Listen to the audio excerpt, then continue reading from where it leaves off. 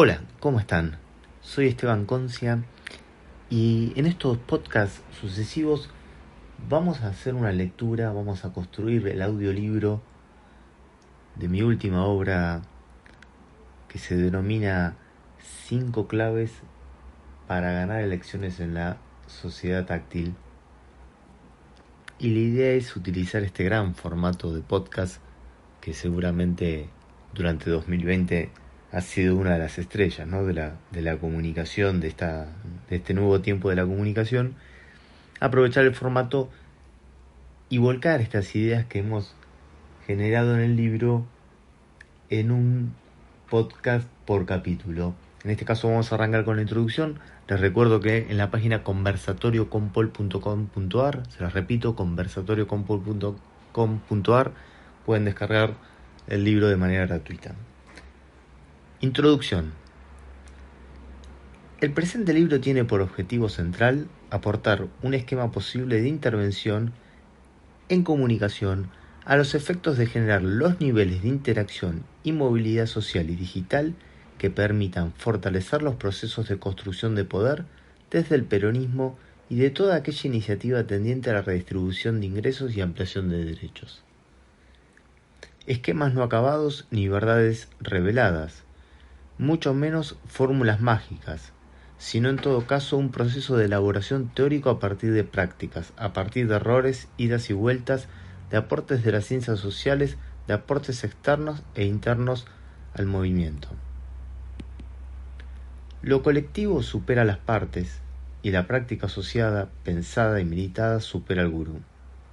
Es por esto que en un recorrido federal, donde fuimos conociendo experiencias, reflexiones y aprendizajes, construimos un tablero de conducción y acciones que nos permita encarar con cierta previsibilidad y sabiduría un camino que debe ser lo más planificado y profesional posible. El libro tiene como antecedente directo el trabajo que publicamos en marzo de 2020, denominado Comunicados o Dominados, libro de comunicación para superar epidemias e injusticias sociales, para lo cual recomendamos su lectura previa a introducirse en estas líneas. Hemos detectado 5 claves a tener en cuenta en las estrategias de comunicación que de alguna manera representan tácticas que deben coexistir en un entramado coordinado, pero con especificidades y tratamientos que requieren abordaje, recursos y tiempos propios. Estas claves que mencionamos supone a la vez un trabajo de índole retrointrospectivo, reflexivo, en torno a verdades aprendidas, a verdades reveladas que hoy ya no son tales y suelen impedir un ejercicio correcto en la comunicación política. A la vez actúan como barreras o diques de contención a la posibilidad de innovar y tomar impulso a partir de los desafíos que nos presentan las sociedades digitales y que esto permite una praxis en la gestión de la comunicación.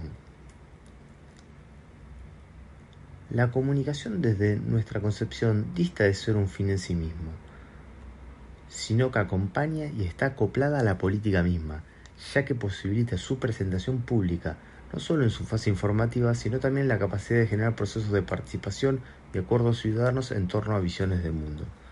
Todo comunica, el cuerpo, el gesto, el silencio, e incluso lo que no comunicamos también termina comunicando.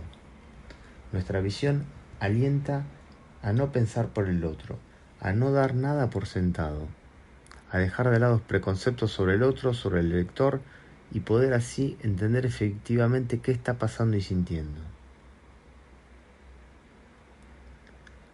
Hoy más que nunca la percepción es la realidad. La mirada que se construye en torno a lo que está pasando ya deja de ser lo subjetivo, para construirse como lo real. Pasamos del tiempo de la postverdad al tiempo de la real percepción, donde las sociedades se agrupan en torno a sus creencias y el sentido que le asignan a los procesos lo es todo. Tiempos de desconfianzas, lealtades sinuosas y movimientos constantes donde los electorados tienen acceso a cada vez más información, pero a la vez donde cada vez más funcionan como autores de su propia aventura informativa y formativa. Por eso están en crisis las consignas y los eslogan únicos y generales, puesto que no dan cuenta de lo que está sucediendo en la sociedad táctil. Los consumidores no escuchan a las marcas, pero sí se escuchan entre ellos, y el 90% de los consumidores confía en las recomendaciones de otros consumidores, comunicación de pares. Los que confían en la publicidad son cada vez menos. Un 84% toma decisiones basándose en opiniones de otros, y un 74% confía en las redes para informarse de productos y servicios. Una persona puede llegar a ver mensualmente más de 1700 banners y 400 veces bajar la vista a su teléfono inteligente cada día, por lo que el modelo de publicidad tradicional ya no es efectivo, y el modelo de emisor mensaje-receptor se ha modificado totalmente. Pero incluso en el mundo de estos nuevos influencers hay movimientos. En este mundo sí, también hay movimientos. Hay 3 tipos de influencers: celebrity, social media influencer y microinfluencers. Los celebrity influencers son actores, deportistas, cantantes, es decir, personajes famosos que han dado el salto a las redes sociales y cuentan con comunidades muy grandes de seguidores. Su poder de prescripción es bajo. El social media influencer es una persona previamente anónima que llega a ser conocida como experta en algún tema. Finalmente, el microinfluencer es similar a la categoría previa, pero con una comunidad de seguidores más pequeña sobre la que ejerce una influencia mayor. Las marcas saben que los celebrity influencers les permiten llegar a audiencias mayores, pero los social media influencers y los microinfluencers tienen más capacidad para cambiar actitudes y opiniones, y además lo hacen por un coste menor. Se apunta entonces a pequeños grupos. Se apunta entonces a llegar efectivamente a esos nichos. Es decir, cada vez se deterioran más las grandes audiencias únicas y la fragmentación está cada vez más presente. El discurso se piensa en clave de industria de entretenimiento cada vez más, y no hay una sola consigna, sino miles de anuncios al mismo tiempo teledirigidos, tiempos de lógica dark, es decir, publicidades que le aparecen no más a un público puntual. Se deja de lado el muro tradicional de perfil que nos había acostumbrado a la etapa anterior de las redes sociales y se enfoca en ingresar a la navegación de cada usuario en particular. No hay electorados únicos, hay pocas generalidades. El streaming se transforma en la nueva biblioteca y su atractivo no está en una elaborada producción de videos, sino en la adictiva telerrealidad que ofrece una ventana al conocimiento, pero también a la risa, al llanto, a la emoción, a un devenir continuo y sin fin de scroll hacia un no lugar. Lo digital comienza a generar una brecha con lo analógico más amplia. Aunque la televisión resiste como formato tradicional, la tecnología táctil invade cada momento del día y cada acción humana. De hecho, la cercanía es tal que no hay actitud crítica sobre la misma. Es el tiempo de la naturalización de los avances y de una segunda etapa de las redes sociales caracterizada por el uso intensivo de la inteligencia artificial. Los jóvenes sub-25 no hablan de tecnología. Se aburren, puesto que ya la tienen incorporada como parte de su ser. Muchos desconocen estrellas deportivas o de espectáculos que antaño ocuparon las principales carteleras. Su sistema de referencias es otro. Sus vínculos son en muchos casos de origen digital y sus admiraciones se reducen a quienes habitan ese tránsito dentro de la carretera del streaming. La inteligencia artificial basa su fortaleza en el cerebro humano, es decir, copia el proceso que existen en nuestras redes neuronales, toma esa fórmula y la nutre, la alimenta con datos que, otra de las claves de nuestros tiempos, una sociedad de datos.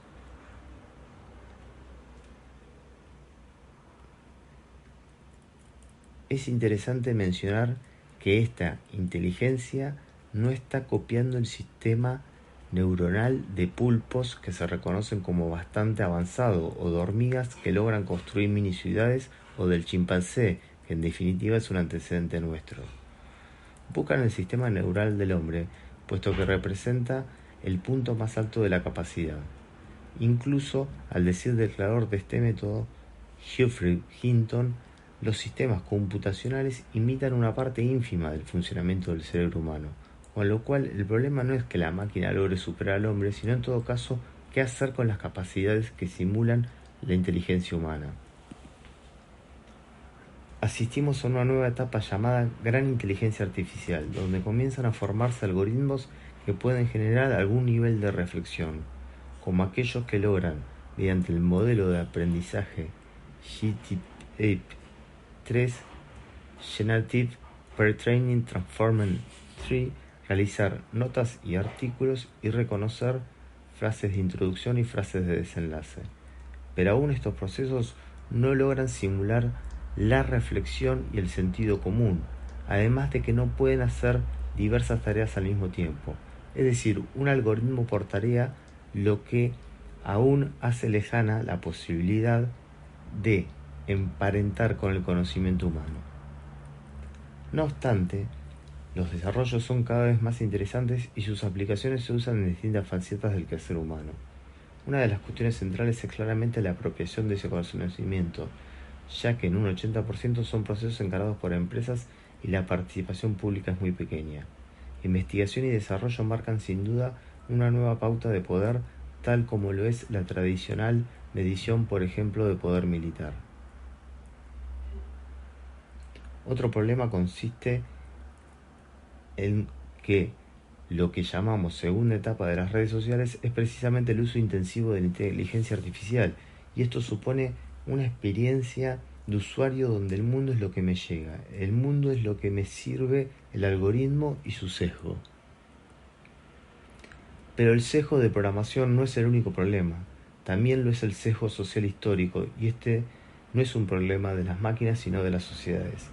La discriminación algorítmica consiste en reforzar las ideas de desigualdad social y su justificación. Precisamente, como la inteligencia artificial se alimenta de datos generados por humanos, muchas veces esos datos tienen una marcada tendencia hacia discursos de odio sobre el trabajador, sobre lo popular, y eso es el combustible con el que trabaja el algoritmo. La etapa 2 de las plataformas de social media, entonces, se basa cada vez más en una experiencia única de usuario, algo así como el libro de Seleccionar tu propia aventura, pero digital. Este nuevo momento, donde aparecen experiencias como TikTok, Twitch, ahonda la fragmentación y la fortaleza de los algoritmos. De hecho, el antecedente directo es Toutiao, el portal de noticias chino creado por ByteDance, dueña de TikTok, donde no hay una pantalla única, un home único de acceso con una jerarquización de noticias, sino que cada usuario navega por noticias distintas de acuerdo a sus antecedentes de búsqueda en redes sociales y demás. Podemos decir que los efectos de red se estructuran de la siguiente manera: mecanismos en un producto y negocio donde cada nuevo usuario hace que el producto, servicio o experiencia sea más valiosa para los demás usuarios. La radio cumplió un siglo de vida y su conmemoración nos recordó esas pinturas de la familia en torno a ese artefacto mágico que invitaban a escuchar historias, noticias, relatos y hazañas, crónicas de guerra, deportivas, etc., escuchando a la vez, sintiendo y poniendo en imagen a partir de la palabra. 100 años después, todo el poder ha mutado hacia el receptor.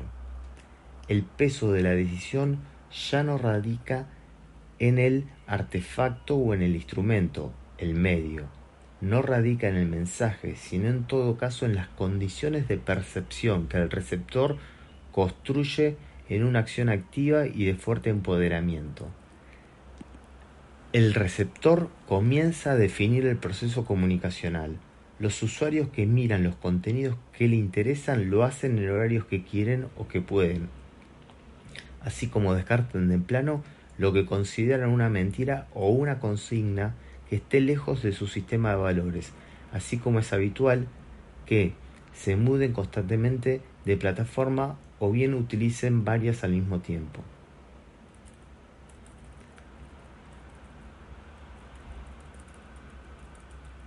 Frente a esta situación, es posible pensar que cada uno de nosotros terminará teniendo un canal de televisión en la mano, o más bien una productora de contenidos, es decir, mirar pero producir también.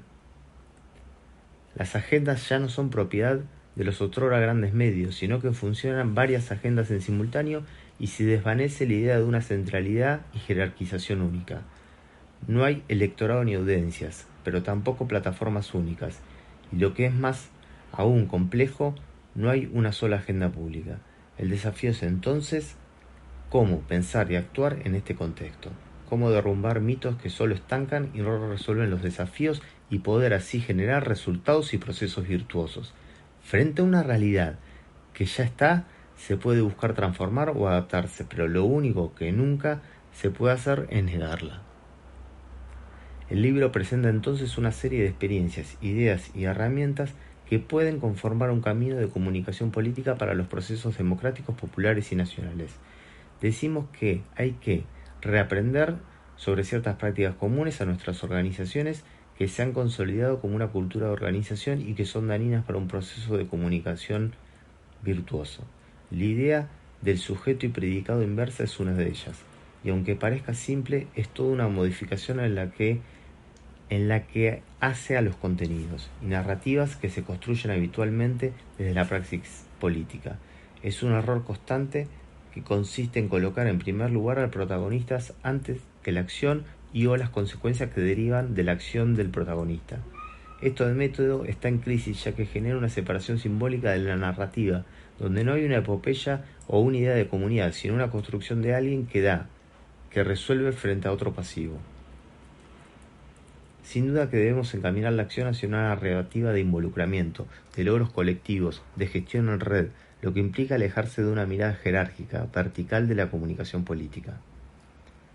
Lo esencial es el logro colectivo. Lo esencial es la gesta, el problema resuelto, el desafío-problema que se presenta y se logra superar, una narrativa orientada a la inclusión y el ser parte.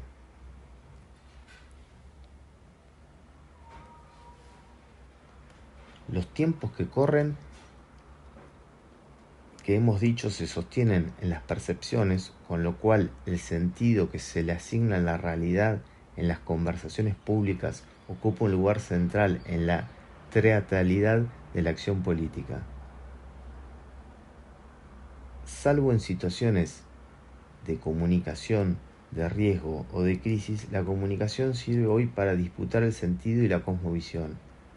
Los hechos en sí, como suma de información, como acción permanente, tiene poco de conmover, tiene poco de emoción y sentimiento, y la función básica del lenguaje no es informar, sino conmover.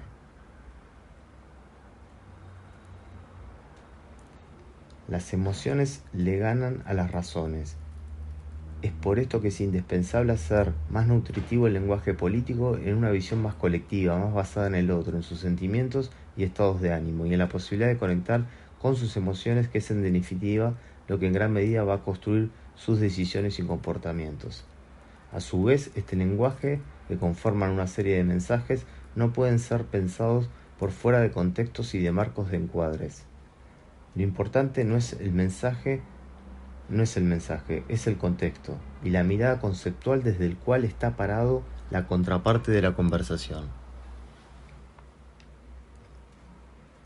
Este punto es central. Así como existe comunicación gubernamental, comunicación de campaña y comunicación de riesgo y o de crisis, aparece un factor más estratégico, más constante y que funciona como soporte de todos los momentos de la comunicación, y es la comunicación de encuadre. Esto es trabajar sobre insumos y o contenidos que ayuden a conformar una determinada visión de mundo. que una vez instalada mentalmente es muy difícil de modificar y suele ser y conformar la anteojera desde donde se miran los acontecimientos.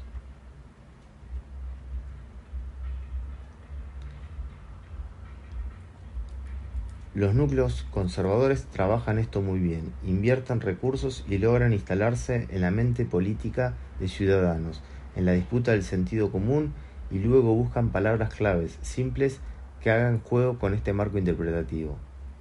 De esta manera, el que crece profesionalmente es porque se esfuerza y tiene un mérito. Lo público es atrasa, pereza y malversación. Las empresas que no funcionan deben reconvertirse. Y muchos más ejemplos que conforman el polo interpretativo conservador de nuestras sociedades. En los últimos años utilizaron de manera brillante a nivel global las nuevas tecnologías de la comunicación para fortalecer ese marco interpretativo y conectar sus campañas con ese marco. Desde los espacios culturales, políticos y sociales que tenían otra postura, la falta de coordinación y visión estratégica, junto con el desconocimiento del mundo digital, provocó que la reacción frente a esa ofensiva resulte en profundizar el marco conservador. Esto ocurrió así ya que la fuerza no estuvo orientada a generar un propio marco encuadre conjunto con una agenda, sino más bien a debatir en los términos y en las reglas del encuadre conservador, lo que facilitó su fortalecimiento. Ya no se trata en definitiva de la fuerza que se acumula para una pelea, sino más bien en definir el terreno y dinámica propia, acumular volumen hacia una conversación pública desde nuestro marco interpretativo. En definitiva, lo que pasó fue que explicar las consecuencias de determinadas políticas nocivas mediante datos y estadísticas fue estéril frente a las emociones, a la vez que rebatir los argumentos del marco conservador usando sus reglas no hizo otra cosa que fortalecerlo.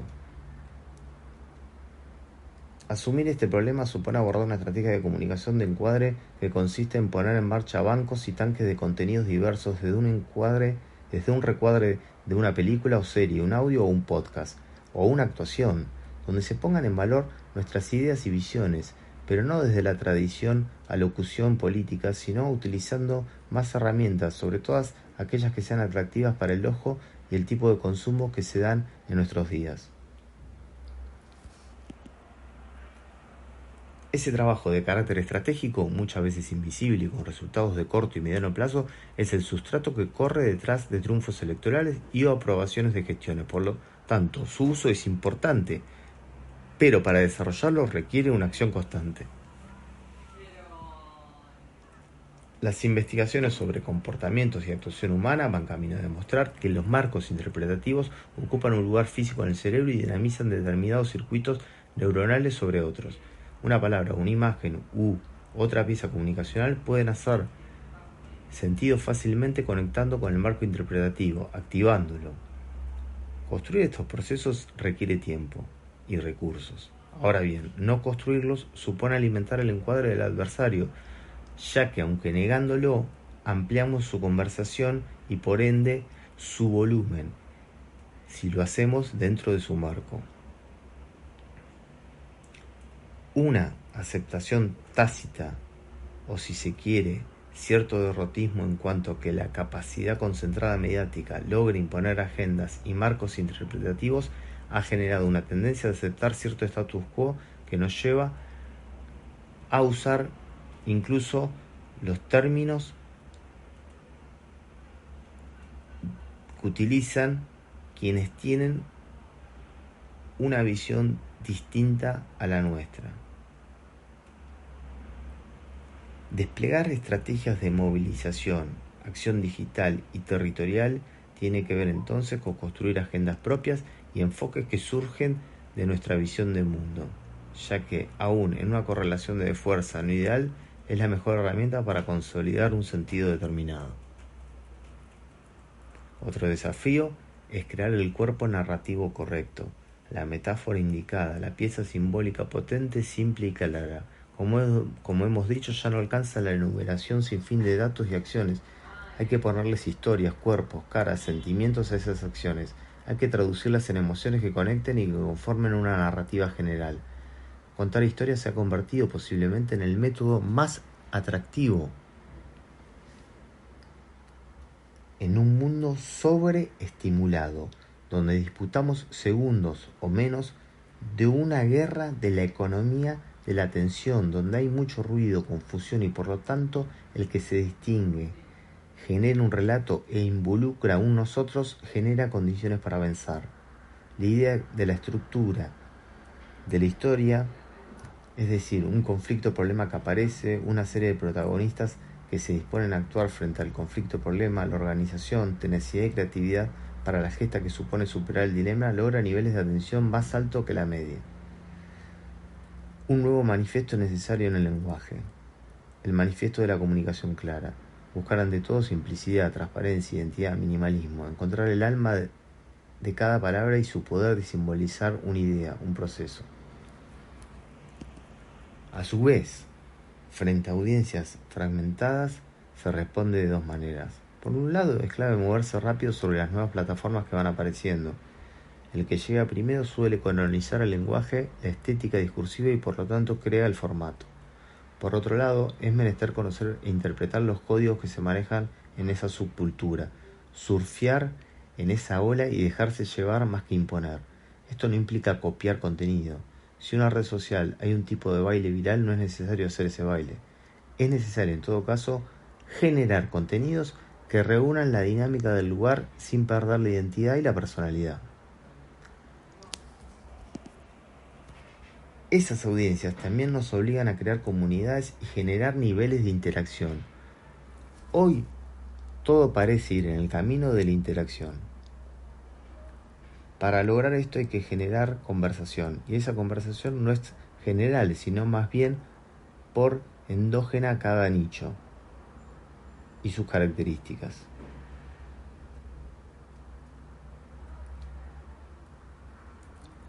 Gana entonces el que comunica simple, con alto contenido simbólico, el que llega primero e interpreta cómo habla cada submundo. El que conversa y genera interacciones mueve el algoritmo y crece. Los desafíos propios de la sociedad táctil obligan a repensar la conformación de cada mesa y de cada grupo de trabajo. Se hace indispensable contar con matemáticos, expertos en estadísticas y análisis probabilístico y predictivo, programadores y desarrolladores. El nuevo territorio digital nutre la acción política tradicional, logrando conectar el tradicional padrón físico al digital, y así poder conectar doble con ciudadanos. Pero además nos permite conectar de manera más inteligente y sustentable. La instalación de la tecnología 5G será un escalón más en la profundidad de la tecnología como parte constitutiva del vínculo humano. 1.000.000 de conexiones en 1 kilómetro cuadrado, automatización y robotización, comercio online, logística, entre otras experiencias que serán comunes al generarse una conectividad más amplia y súper rápida. Ya no bastará con saber usar dispositivos, no alcanzará con usar alguna herramienta tecnológica. La implicancia en la forma de vida y en las relaciones entre las personas supone tal nivel de intromisión que obliga a intervenir de manera inteligente y estratégica sobre el fenómeno tecnológico, y los grupos que más rápido que lo hagan sacarán ventaja de manera automática. Aceptar estos desafíos, adecuar la cultura de las organizaciones y emprender un camino directo de resolución de las dificultades que transitamos genera sin duda posibilidades mayores de obtener triunfos. En primer lugar, supone desprendernos de la sensación de que la derrota frente a las derechas en el plano de la comunicación y la tecnología es inevitable. Por el contrario, una de las fortalezas radica en hacer las cosas bien, capacitarse y dar cuenta de los procesos. Con esto solamente ya nos ponemos en condiciones mejores.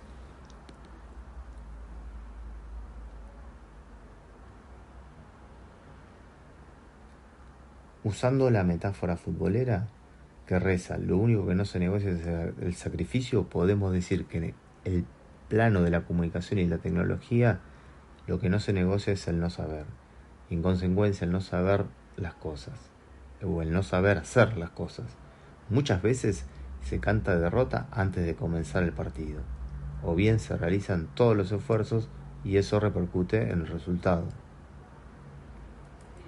Lejos de presentar recetas mágicas o salvadores, las presentes líneas buscan mostrar un camino posible para aplicar un escenario donde se juegan elecciones, donde los resultados están mostrando que gana quien logre a la vez que conservar sus núcleos duros, ampliar hacia moderados su influencia.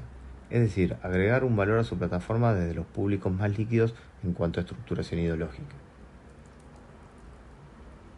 Para lograr ese objetivo, el dominio de las discusiones y conversaciones públicas es fundamental, así como el lenguaje enriquecido, atractivo y disruptivo que dé cuenta del tiempo en el que se vive y del archipiélago en el que se ha convertido la sociedad. En definitiva, la comunicación política puede ser no un atajo, sino una herramienta estratégica que bien utilizada nos coloca cerca de la victoria. Entendemos que había que comenzar a plantear la acumulación de un conocimiento entre el saber académico, universitario, que se repliega en sí mismo, con sistema endógeno, que no termina permitiendo aprendizaje más de manera fragmentada y acotada a su muro institucional, y la consultoría en comunicación política, que si bien es sumamente útil e importante, su escucha no deja saldo organizativo ni eleva el nivel de capacitación, puesto que trabaja por objetivo puntual y luego se retira. Entre esas dos variables hay que construir una sistematización y reflexión sobre la experiencia que permite dejar sentado un piso de conocimiento para no cometer errores y lograr triunfos políticos. Esto no es una tarea que suele dejarse de lado, priorizando coyunturas y tácticas, pero luego los traspiés muestran que es necesario hacerlo. En estas líneas van a obtener información, reflexión y acción acerca de estos tópicos: análisis de datos, big data y digitalización total, agendas ciudadanas, encontrar los significantes, encontrar la palabra, emociones genera decisiones, plataforma de mayorías. Estas pautas conforman las 5 claves que a nuestro entender son de suma importancia para encarar un proceso electoral en los tiempos de la sociedad táctil, y a continuación desarrollamos cada una de ellas en su especificidad teórica y operativa.